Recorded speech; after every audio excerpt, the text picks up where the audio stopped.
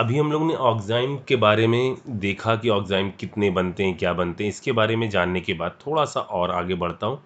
ठीक है बच्चों, देखो ये सारी चीज़ें इसीलिए मैंने आपसे कहा था कि वीडियो इसको देख लेना, तो मुझे काफ़ी फ़ायदा मुझे हो जाएगा कि मैं आपको जो चीज़ें बिल्कुल ज़रूरी हैं एडवांस लेवल के लिए वो मैं बताता चल रहा हूँ आपको। ठीक है, जैसे हम बात करें जीआई इन साइक्लोएल्केन। ठीक है, तो साइक्लिक ग्रुप के अंदर जो जीआई होती है इसके बारे में हम लोग को ये पता है कि जैसे मान लो ये हमारी एक रिंग है। ठीक है, इस रिंग के अंदर हमारे ये दो ग्रुप लगे हैं। मान लेते हैं ये ए है, ये बी है। ठीक है, इधर भी ये ए ग्रुप लगा हुआ है, ये बी ग्रुप लगा हुआ है। इन दोनों के बीच में सिंगल बॉन्ड होने के बावजूद रोटेशन जो है वो फ्री नहीं है। ये बॉन्ड रोटेट नहीं कर सकता। अगर आपने रोटेट करा तो यहाँ से खुल जाएगी रिंग, यानी ब्रेक कर जाएगी। ठीक है, यानी ये जो कंपाउंड है ये इस फॉर्म में एग्जिस्ट करेगा और इसकी एक दूसरी फॉर्म भी होगी, और इस फॉर्म में आप इसको ऐसे बना सकते हो। इधर ए, इधर ये आ गया ए, इधर आ गया बी, इधर आ गया बी। ठीक है, ये फॉर्म आपकी कहलाई सिस फॉर्म और ये वाली फॉर्म ट्रांसफॉर्म। ठीक है, इसकी दो फॉर्म पॉसिबल है। इतना आप लोगों ने पढ़ा हुआ है। अब हम लोग थोड़ा सा और आगे बढ़ते हैं। मान लो बच्चों मैं आपसे पूछ रहा हूं कि ये केस इधर मैंने ले लिया ए, इधर ले लिया बी। ठीक है, इधर ले लिया ए और इधर ले लिया बी। ठीक है, और इस साइड में भी मैंने ऐसा ही कर दिया। मान लो ए और इधर ले लिया बी, और मैं आपसे पूछ रहा हूं कि इसके कितने डिफरेंट ज्योमेट्रिकल आइसोमर पॉसिबल होंगे। ठीक है, अब जरा दिमाग लगाओ, इसके अंदर क्या कर सकते हैं हम लोग ये कर सकते हैं कि देखो सारे ए ऊपर है, सारे ए ऊपर है। अच्छा बच्चों ये बताओ, सारे ए ऊपर, या मैं किसी ऐसे स्ट्रक्चर के बारे में सोचूं जिसके अंदर सारे बी ऊपर हों, जिसके अंदर सारे बी ऊपर हों, तो क्या ये स्ट्रक्चर जो मैंने सोचा है, ये स्ट्रक्चर और पहले वाले स्ट्रक्चर में ये दोनों सेम हैं या डिफरेंट हैं?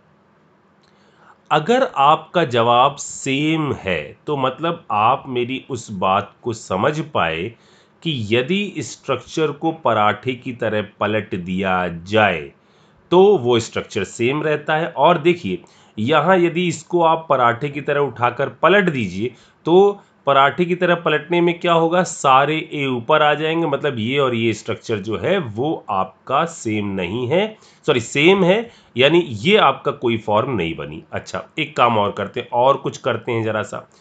एक काम और कर सकते हैं, हम ये कर सकते हैं कि जो भी पॉसिबिलिटी है, देखिए कोई फॉर्मूला नहीं लगेगा एडवांस के क्वेश्चन में, फॉर्मूला नहीं लगेगा, आपको जुगाड़ लगाना पड़ेगा। ऐसे ही जैसे सोच रहा हूं मैं वैसे ही सोचना पड़ेगा। अब जरा देखिए, मैंने कहा ए इधर रखता हूं, बी इधर रखता हूं। ठीक है, इधर ए इधर रखते हैं, बी इधर रखते हैं। इस वाले में चेंज कर लेते हैं, इधर कर लेते हैं ए नीचे बी ऊपर। ठीक, ये दूसरी फॉर्म बन गई। क्या ये फॉर्म और ये फॉर्म आइडेंटिकल है? नहीं, यानी ये बनी एक फॉर्म ये, तो इसका एक जीआई बन गया ये वाला। ठीक है, अच्छा अब मुझे बताओ, मैंने यहां पर क्या कर दिया है, मैंने यहां पर इस ए को ऊपर रखा है, ये वाला ए हमारा नीचे है। ठीक है, अच्छा और जरा सोचते हैं और क्या कर सकते हैं। अब मैंने तीसरी फॉर्म सोची, मैं कह रहा हूं कि एक काम करते हैं, कुछ भी जो आपकी मर्जी हो वो आप लगाओ। जैसे आपकी मर्जी आई कि सर हम इस ए को ऊपर रख दिया है हमने, ये वाला ए नीचे है। एक हम और स्ट्रक्चर बना सकते हैं यदि हम इस बी को ऊपर कर दें और इस ए को नीचे कर दें। मान लीजिए आपने ये स्ट्रक्चर बनाया। ठीक है, तो मुझे बताओ क्या ये स्ट्रक्चर डिफरेंट है या ये इनमें से किसी से रिपीटेड है? कोई स्ट्रक्चर आपने रिपीट कर दिया है या ये डिफरेंट है? अगर तो ये डिफरेंट हुआ तो ये इसका अगला जीआई होगा, और ये अगर डिफरेंट नहीं हुआ तो फिर इसके और जीआई पॉसिबल नहीं होंगे, या आप और कोशिश कर सकते हैं। जरा देखो यहां, देखो क्या है, दोनों बी कैसे हैं, नीचे की तरफ हैं। ठीक है, अब मैं एक काम कह रहा हूं आपसे, अब एक काम करो, इसको इस चोंच से पलटो, इस तिकोने, ये तिकोना पराठा बना हुआ, इसको इस चोंच से पलटो और उठाकर ऐसे कर दो। इसको इस चोंच से पलटो और इस चोंच से पलटकर ऐसे कर दो। ऐसे करने का मतलब ये चोंच इधर आ जाए, ये वाली चोंच, और अब ये पराठा आपका ऐसे हो जाए। पलटो जल्दी से। जब आप इसको इस चोंच से उठाकर पलट दोगे तो ये वाली लाइन किधर आ गई, इस साइड आ गई। ये चोंच कहाँ पहुंच गई, इधर पहुंच गई। अब जब आप इसको चेक करोगे तो ये देखो, जैसे आपने इस पॉइंट को उठाकर पलटा, ए ऊपर आ जाएगा, बी नीचे आ जाएगा, और दोनों बी कहाँ आ जाएंगे, ऊपर, और दोनों ए कहाँ आ जाएंगे, नीचे के साइड में। तो ये स्ट्रक्चर और ये स्ट्रक्चर जो है वो आपका दो नहीं बल्कि ये सेम स्ट्रक्चर है। बच्चों अगर आपको ये चीज़ समझ में आ रही होगी तो मतलब आपको आइसोमेरिज्म में एडवांस वाले क्वेश्चन लगाने में कोई दिक्कत नहीं होने वाली। ठीक है ना, एडवांस वाले में ये नहीं पूछा जाएगा कि जीआई है कि नहीं है, ये नहीं पूछा जाता कि इसके अंदर जीआई पॉसिबल है या नहीं है। ठीक है, वो उस लेवल को आप क्रॉस कराए हो। ठीक है, हम लोग उसके आगे चल रहे हैं। अच्छा, अब इसके अंदर मैं एक और वेरिएशन करता हूं। अब कि मैं इसके अंदर एक काम करता हूं कि यहां पर मैं रखता हूं, इधर मैंने क्या किया था, सब एक रखे थे। ठीक है, अब मैं एक काम करता हूं, मुझे आप इन दोनों के बारे में बताना। यहां मैंने रखा ए, इधर रखा एच, इधर रखा ए, इधर रखा एच। ठीक है, इधर रखा बी और इधर रखा एच। देखो बच्चों मैं क्यों कह रहा था कि ये आर्टिकल जो है वो थोड़ा सा टफ है। ये आर्टिकल बिल्कुल टफ नहीं है अगर मैं सामने रहूं। अब जैसे मैंने आपसे कह दिया कि बच्चों इसको सोचो कि इसके अंदर कितनी डिफरेंट फॉर्म बन रही हैं, या कितने इसके कितने जीआई पॉसिबल हैं, टोटल जीआई कितने फॉर्म हो रहे हैं। अब मान लो किसी एक बच्चे को इसमें दिक्कत आ गई, किसी को भी, एक्स वाई जेड कोई भी, अब मैं उसको ऐसे कैसे एक्सप्लेन करूंगा। इसीलिए मुझे बार बार हर चीज को बोलते हुए चलना पड़ेगा। पहले आप इस चीज को बनाना, ठीक है, पहले आप इसको बनाना, उसके बाद मेरी इस बात को सुनना। ठीक है, पहले यहीं पर रोक दीजिए और इसको बनाने की कोशिश करिए। ठीक है बच्चों, तब ज़्यादा अच्छी तरह सीख पाओगे आप। जैसे अब मैं सोच रहा हूं कि इसकी डिफरेंट फॉर्म बनानी है मुझे, तो मैं एक काम करता हूं, पहले रोक लेना, आप इसको बना लेना तभी आगे सुनना, माता रानी पाप देगी वरना। ठीक है, अब मैंने इसमें क्या किया, इसकी अगली फॉर्म बनाई और इधर मैंने कहा एक काम करते हैं, इधर ए रखते हैं, इधर एच रखते हैं, इसके रिस्पेक्ट में इसको ट्रांस कर देते हैं, इधर ये, इधर ये, इधर ये, इधर बी ही रख देते हैं और इधर एच रख देते हैं। क्या हम किसी तरीके से इसको इसको सेम प्रूफ कर सकते हैं? नहीं, यानी ये इसका जीआई है। ओके, अब मैं क्या कर सकता हूं, मैंने ए पलट दिया, लाओ एक काम करता हूं, मैं बी भी पलटता हूं। अगर मैंने बी को भी पलट दिया, मतलब इधर मैंने रख दिया एच, इधर रख दिया बी, इधर रख दिया ए, इधर रख दिया एच, इधर रख दिया एच, इधर रख दिया ए, क्या ये फॉर्म और ये फॉर्म आइडेंटिकल है या नहीं? एक सेकेंड चेक करो। अगर मैं इसको उठाकर यहाँ से ऐसे पलट दूं, इसको उठाऊं और पराठे की तरह इसको उठाकर पलट दूं इधर तक, बात आ रही समझ में? इसको उठाकर पूरा पलट दूं इधर से इधर, अगर मैं इसको पूरा पलट देता हूं तो ये ए पहुंच जाएगा ऊपर की तरफ।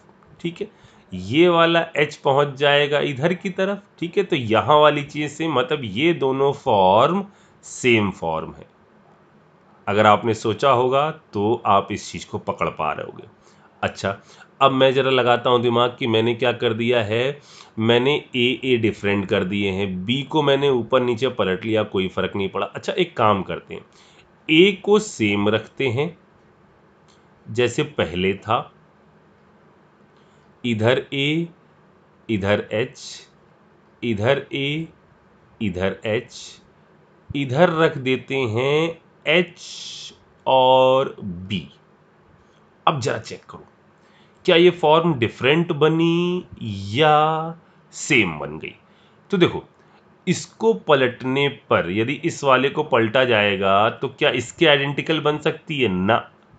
क्या ये इसके आइडेंटिकल बन सकती है? ना। क्यों? क्योंकि ए और ए तो सेम साइड है, पलटने पर ऐसा तो होगा नहीं, वो एक दूसरे के अपोजिट चले जाएंगे, ठीक है। ये और ये क्या है, सेम है? ना।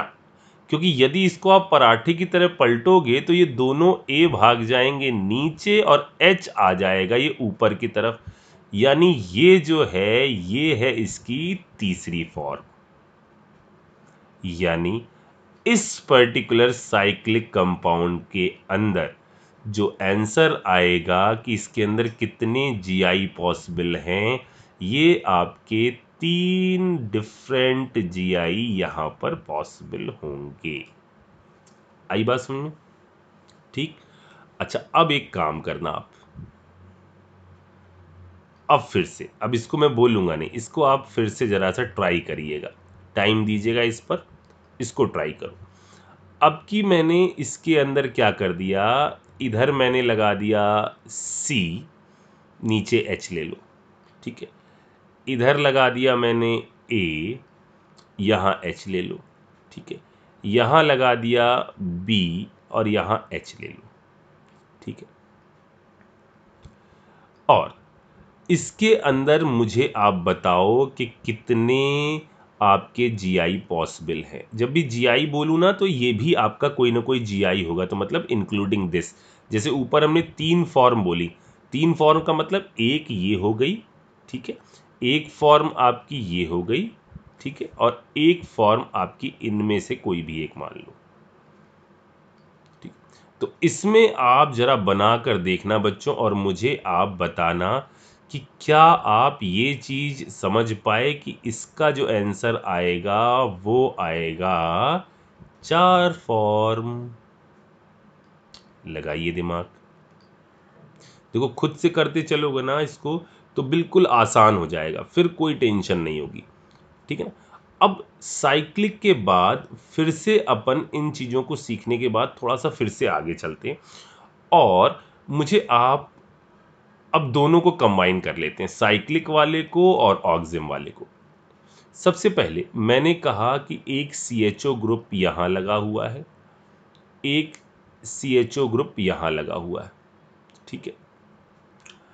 और मैं आपसे कह रहा हूँ कि बताओ इस पर यदि मैंने NH2OH की रिएक्शन कराई H+ के साथ तो कितने डिफरेंट प्रोडक्ट पॉसिबल होंगे, ठीक है।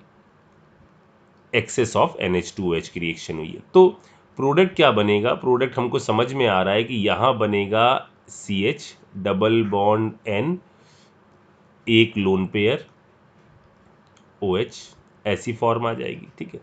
एक ऐसा ही ये बनेगा CH डबल बॉन्ड N, कुछ लोन पेयर, और एक H फॉर्म ये आ जाए, OH यहाँ आ जाएगा, ठीक है। अब यहाँ कितने केस पॉसिबल होंगे, पहले केस सोच। अब यहाँ ऊपर नीचे नहीं करना, अब यहाँ दिमाग ये लगाना है कि ये जो प्रोडक्ट इससे टकरा रहा है, ये वाला जो टकरा रहा है इससे, इसके अंदर 2 फॉर्म बनाएगा, या ऊपर वाला सिन हो सकता है या एंटी हो सकता है, या बेटर अंडरस्टैंडिंग के लिए या तो ये सिस हो सकता है या ट्रांस। सर सिस ट्रांस तो डिफाइन नहीं होता, अरे मैं कह रहा हूँ ना, ये टर्म दिमाग के अंदर ज़्यादा अच्छी तरह से सेट होते हैं, ठीक है। तो या तो सिस या ट्रांस बोल लो, या सिन या एंटी, 2 फॉर्म बनेगी। इसी तरह से ये जो है ना, ये भी जब आपका इस पे अटैक करेगा तो कितनी फॉर्म बनेंगी, ये बनेगी, एक सिस बन जाएगी और एक ट्रांस, मतलब इसकी जो फॉर्म बनेगी वो भी दो। या सही बात क्या होगी, सिन एंटी। लेकिन मैं फिर कह रहा हूँ कि हम लोग चूंकि सिस और ट्रांस से ज़्यादा फैमिलियर हैं, इसलिए हम लोग सिस और ट्रांस बोल रहे हैं। अच्छा, अब मेरी बात सुनो, एक बात सुनो, मान लो ये सिस है और ये सिस है, ठीक है, एक ये फॉर्म बनेगी। अच्छा, ये आपने सीखा कि सिस को पलटने पर आपकी जो फॉर्म है वो सिस ही रहती है, वो ट्रांस नहीं हो जाती। ये बात पता है, ठीक है। एक सिस, एक ये फॉर्म हो गई, एक ये जीआई बनेगा। अब बार बार बनाना नहीं, यही लॉजिक पकड़ना है आपको। अब मैंने कहा एक ट्रांस और एक ये वाली भी ट्रांस, ये इसकी दूसरी फॉर्म बन जाएगी, क्योंकि ये दोनों सेम नहीं होंगी। आप सोचो ना, मैंने इसको एज्यूम करो बिल्कुल ऐसे ही, सी डबल बॉन्ड ओ, इधर एक ग्रुप इधर एक ग्रुप, ये दोनों सेम है। और ट्रांस वाले में ये ऐसा है और ये ऐसा है। क्या आप किसी भी तरह से पलटकर इनको एक दूसरे के आइडेंटिकल प्रूफ कर पाओगे? नहीं कर पाओगे। मतलब ये जो दोनों चीजें हैं ये दोनों अलग अलग है, तो इसके दो जीआई तो आ गए, ठीक है, दो जीआई तो आ गए। अब तीसरा देखते हैं। अब तीसरा ये हो सकता है ये सिस हो जाए, ये ट्रांस हो जाए, ठीक है।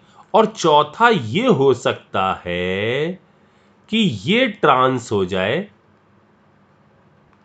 और ये सिस हो जाए। अब देखो बच्चों, अगर मैं इन दोनों मॉलिक्यूल के बारे में बात करूं, इन दोनों स्ट्रक्चर के बारे में बात करूं, यहां पर इन दोनों के बारे में, जरा मेरी बात ध्यान से सुनना। अगर मैं इस पूरे मॉलिक्यूल को पराठे की तरह यहां से उठाकर पलट दूं और ये पहले सिस था, ये पहले ट्रांस था, अगर मैं पराठे की तरह उठाकर पलट भी दूंगा तो ट्रांस आपको मैंने अभी समझाया ट्रांस ही रहेगा, सिस आपको मैंने अभी समझाया सिस ही रहेगा। मतलब सिर्फ क्या होगा, ये सिस भाग आएगा इधर और ये ट्रांस भाग आएगा इधर। मीन्स ये और ये, यानी थर्ड और फोर्थ, ये दोनों फॉर्म वास्तव में कैसी रहेंगी, ये रहेंगी आइडेंटिकल। मतलब इस पर्टिकुलर क्वेश्चन के अंदर कितने डिफरेंट प्रोडक्ट पॉसिबल होंगे, ये जो होंगे वो 3 डिफरेंट प्रोडक्ट इस केस के अंदर पॉसिबल होंगे। ठीक है, ये बात समझ में आई? अच्छा।